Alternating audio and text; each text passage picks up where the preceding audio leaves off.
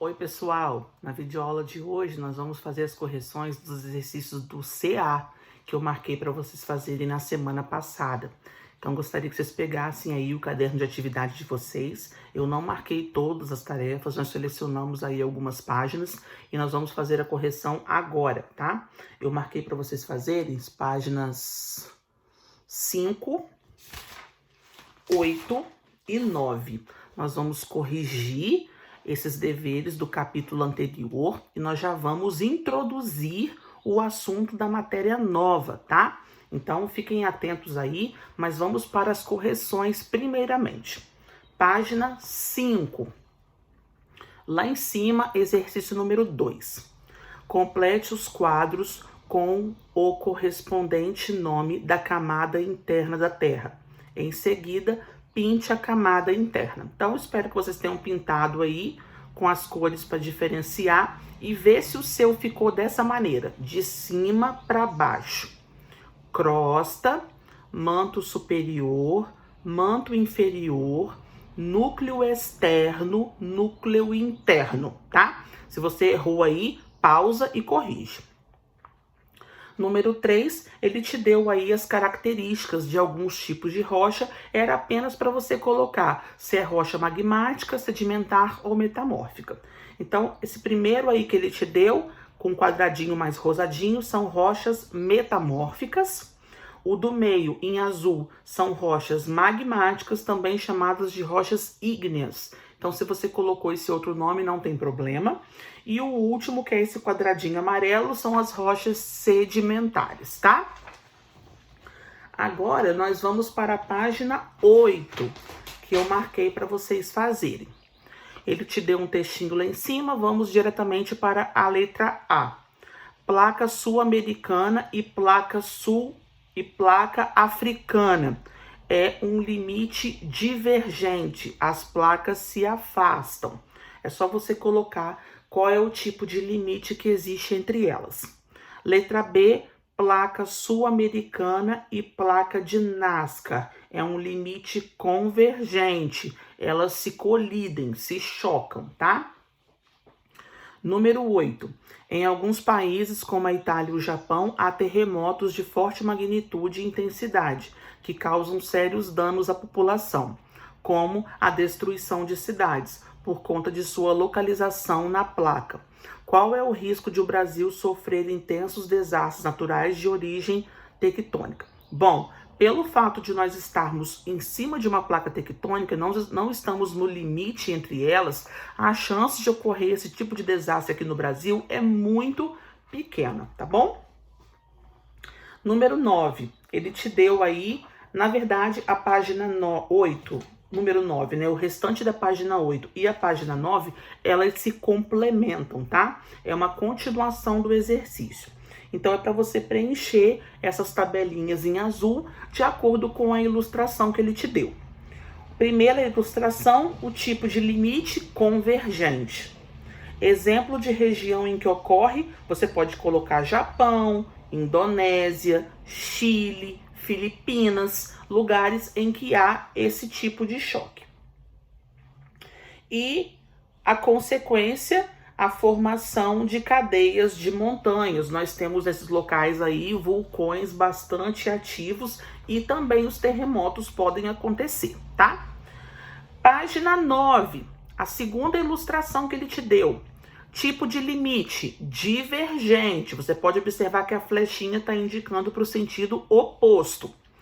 Exemplo de região em que ocorre no centro do Oceano Atlântico, na Islândia. Consequências, nós temos aí a formação de ilhas, vulcões ativos e a formação do dorsal ou cordilheira oceânica, por causa dessa fenda que é aberta. E o último, o tipo de limite é o transformante. A região em que ocorre é na Califórnia, na falha de San Andreas, que nós já citamos sobre isso, e a consequência é uma formação de relevo escarpado e terremotos, tá bom? Bom, essas foram as páginas do CA que eu marquei para vocês fazerem, e agora nós vamos dar início à matéria nova, tá? Não vou explicar muito dela hoje não, para o vídeo não ficar longo e cansativo, mas nós já vamos introduzir o assunto novo. Então você pode guardar o seu CA, pega a sua apostila para a gente já dar início à matéria nova. E qual que é o tema do nosso capítulo novo? Litosfera e agentes do relevo. Na primeira página, 22, nós vamos falar dos agentes internos. O que é isso? A gente sabe que o que a litosfera é hoje, toda a aparência que ela tem, as modificações que ela sofre, ela é provocada por dois tipos de interferência. A interferência externa, que é o próprio humano, por exemplo, que modifica o sol, a chuva, o vento, mas o nosso relevo também é moldado pelos agentes internos, forças que estão no interior da Terra, que alcançam a superfície e acabam moldando e formando a nossa litosfera. Então nós vamos falar primeiramente desses agentes internos, essas forças que estão no interior da Terra e que acabam modificando e alterando a nossa litosfera. E depois nós vamos falar dos agentes externos, tá? Que aí no caso a gente inclui aí humanos e fenômenos da natureza, tudo bem? Vamos na página 22, eu quero ler alguns trechinhos com vocês e vocês podem pegar o marca-texto e ir grifando junto comigo. Como você pôde conferir no capítulo anterior, as formas de relevo ou as feições existentes na superfície terrestre são bastante variadas. Muito diversificadas também são os agentes que atuam para formá-los. Há basicamente dois tipos de agentes do relevo. Os internos, aqueles que atuam a partir das forças do interior do planeta, e os externos, que atuam na parte externa da crosta terrestre. Vamos falar então dos agentes internos. O interior da Terra ainda guarda energia, calor, gerada durante o processo de formação que ocorreu há basicamente aí 4,5 bilhões de anos. Essa energia pode ser comparada a um grande motor que movimenta as placas tectônicas que compõem a litosfera. Parágrafo de baixo. Constituem os principais agentes internos: os vulcões, os terremotos e o tectonismo. Muitas vezes atuam no sentido de erguer partes da crosta, formando novas feições. Então, esses três são os três agentes internos que acabam modificando e moldando a litosfera. Não se esqueçam, hein? Quais são eles? Os vulcões, os terremotos e o tectonismo. Primeira coisa que ele trouxe para a gente é o tectonismo. Nós vamos ver um pouco sobre isso agora. Em geral, o tectonismo se caracteriza por processos bastante lentos que se prolongam por milhões de anos e originam importantes cadeias de montanha. Ocorre por ação de forças de compressão entre as placas tectônicas. Então aqui nós estamos vendo a ilustração das placas tectônicas se chocando, aquele movimento convergente que você estudou no capítulo anterior e a formação dessa cadeia de montanha. Então é essa força do interior da Terra, esse movimento entre as placas que acaba resultando nessa formação de relevo aqui fora, na parte externa, que são essas cadeias de montanha. Pode virar a folha comigo. De modo simplificado, é a partir do encontro entre placas tectônicas que se dá o processo de constituição das grandes cadeias de montanha. Então, todas as cadeias de montanhas que você vê em vários países, em vários locais do mundo, elas se originaram através dessa atividade tectônica, desse choque de placas. Nós já até falamos de algumas cadeias de montanhas no capítulo anterior. Nós falamos da Cordilheira dos Andes, nós falamos dos Alpes da Europa, nós falamos do Himalaia também, que fica na Ásia.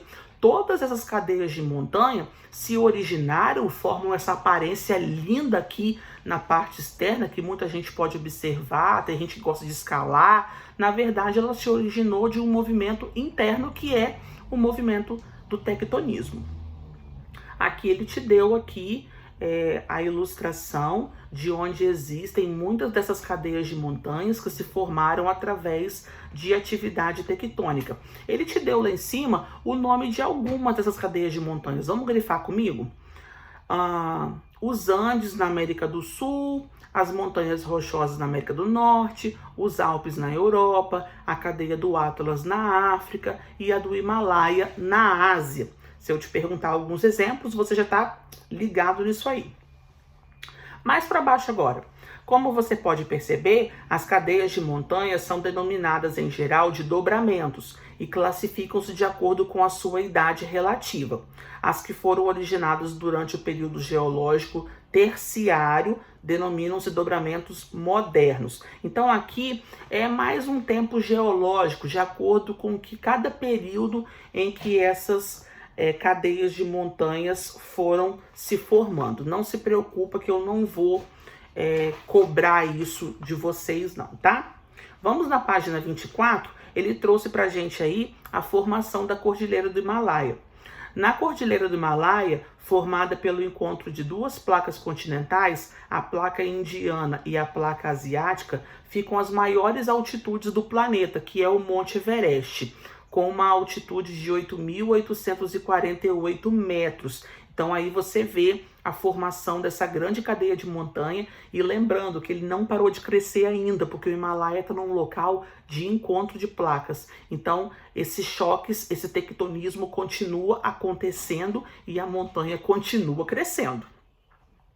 Bom, depois ele vai trazer para gente os terremotos, que também acabam interferindo na nossa litosfera, e ele trouxe pra gente também os vulcões, tá? Mas eu vou deixar para falar sobre esses outros dois agentes internos na nossa próxima videoaula, para o vídeo de hoje não ficar muito longo, tá? Aqui na caixinha de descrição eu vou deixar uma atividade para vocês fazerem agora. Beijo, gente. Tchau, tchau.